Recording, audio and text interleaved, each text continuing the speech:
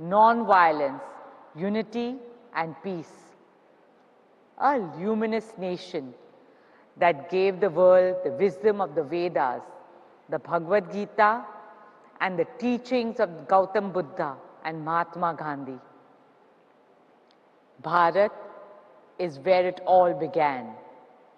India is the origin of Om, the sound of the birth of our universe, the birthplace of zero, Shunya, the beginning of the infinite, the home of Sanskrit that gave the world language, the land of yoga and Ayurveda, the pioneer in science and philosophy, from Aryabhat's astronomical calculations to Adi Sankaracharya's Advait Vedanta, the beacon of arts and literature, from our classical music and dance forms to the epics Ramayana and Mahabharata.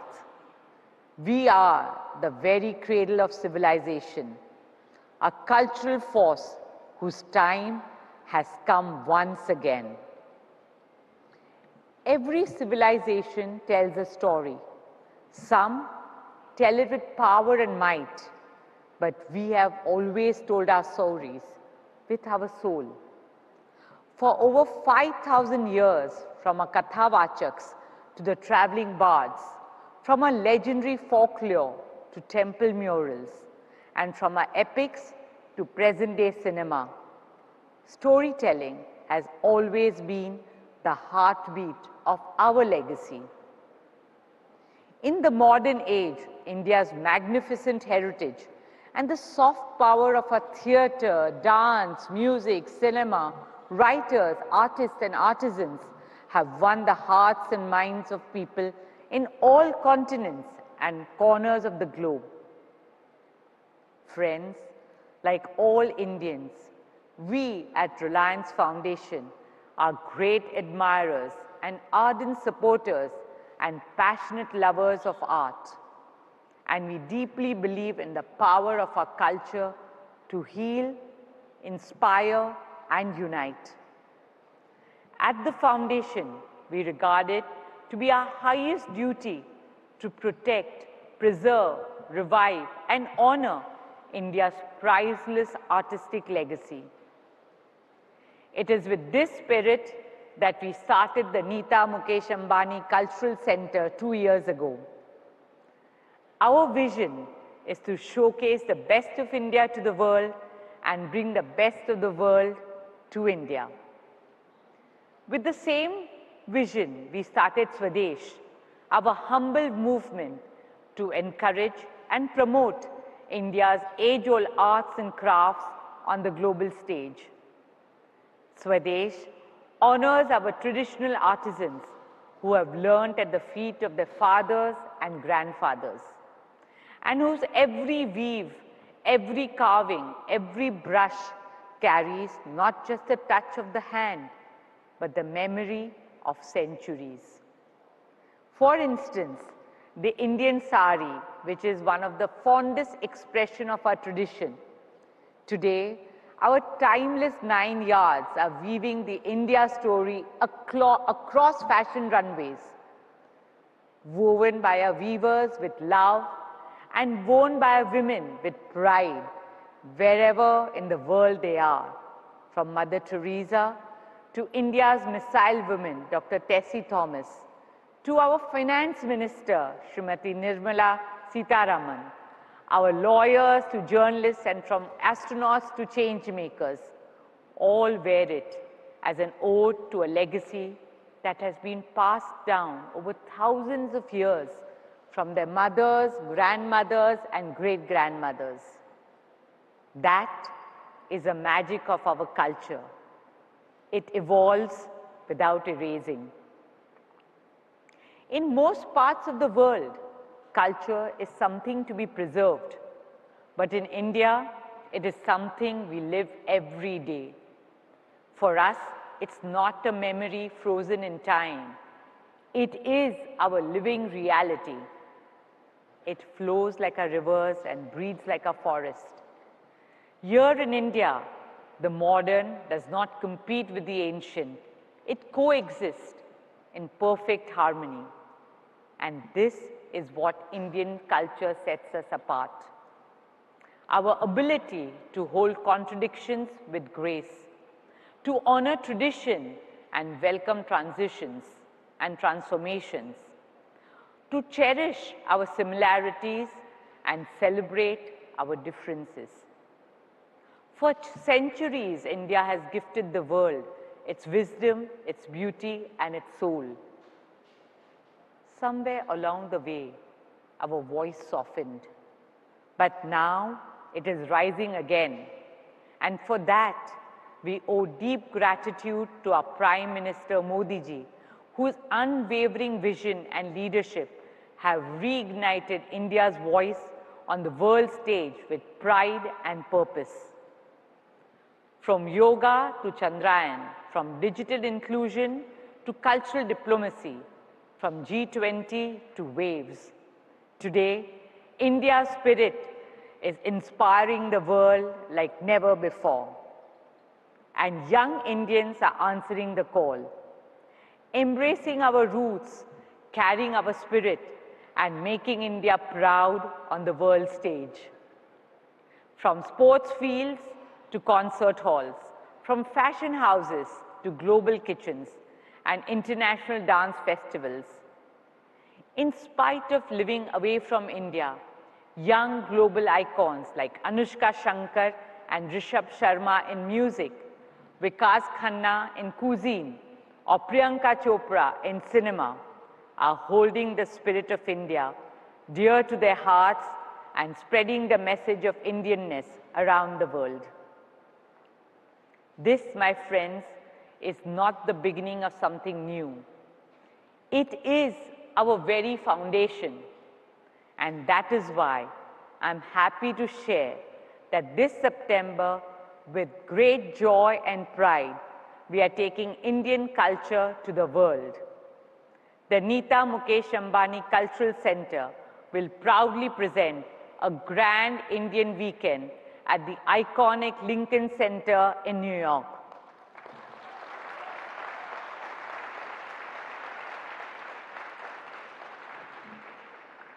We will spotlight the soul of India in all its glory, our arts and artisans, our weaves and weavers, our songs and dances, and our fashion and food. Friends, standing here at Waves, among creators, thinkers, dreamers, and designers, I speak as a fellow dreamer, a passionate artist, and an eternal believer in the power of our culture. I speak to every artist, animator, writer, designer, playwright, musician, filmmaker, or policymaker. I speak to you as the storytellers of India's tomorrow, as modern ambassadors of India's heritage. And I want to remind you, you're not just telling the story. You are the story. You are the custodians of India's soul. The time has come for a culture not just to inspire the world, but also transform it and make it a better place to live in for all humanity. I'm sure that in the near future, Indian crafts will shape global aesthetics.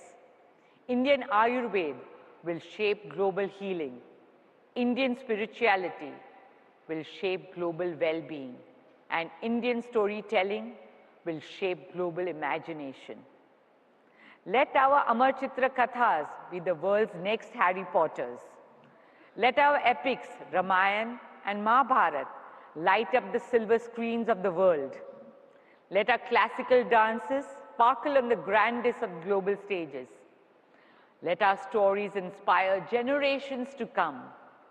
Because friends, culture is not just a reflection of who we are. It is a powerful tool to shape who we become. In a world building virtual reality, let us also embrace spiritual reality. In a world obsessed with speed, let us also remember the value of stillness. In a world racing towards AI, artificial intelligence, let us not lose the wisdom of the original AI, ancient intelligence.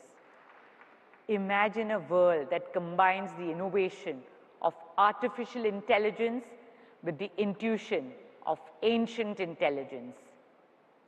A world where data is driven by dharma, where our choices are led by a collective conscience, where progress is defined not just by power, but by purpose, and where intelligence is not just artificial, but awakened in service of humanity. Today, empowered by digital technology and strengthened by global partnership, we stand at a moment unlike any before, a moment where Indian culture can shine on the world stage, not just in fragments, but in its full grandeur. And in doing so, we offer the world a gift for our children, a world that they will not just inherit, but cherish for generations to come. That world is calling on India now, on our stories, our soul, our spirit, our spirituality, and our Sanskriti. So let us all rise, not only to honor the glorious of our past, but to ignite the promise of our future. Let us step forward as the torchbearers of a timeless civilization, walking the path of courage and conviction. Let us carry the force of our eternal values and enduring culture, a force that brings light where there is darkness, that gives hope where there is fear, that binds humanity together when the world feels broken apart. This is our moment. Let's seize it together with grace and with wisdom. Dhanyavad. Jai Hind.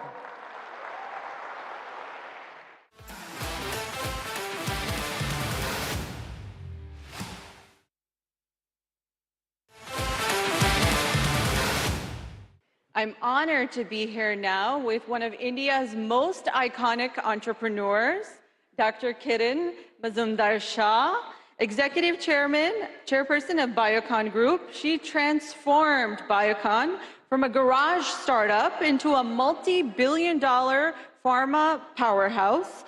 Her work revolutionizing access to affordable healthcare globally has earned her recognition over the years as one of India's richest self-made women on the Forbes World's Most Powerful Women list and Time 100, just to name a few.